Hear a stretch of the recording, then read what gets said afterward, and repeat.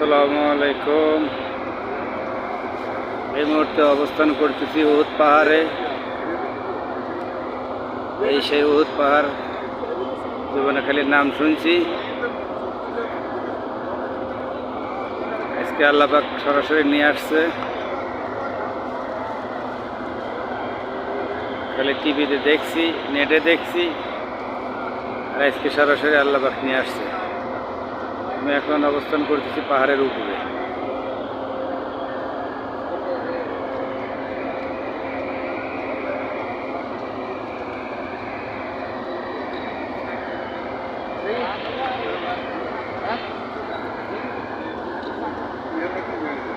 না না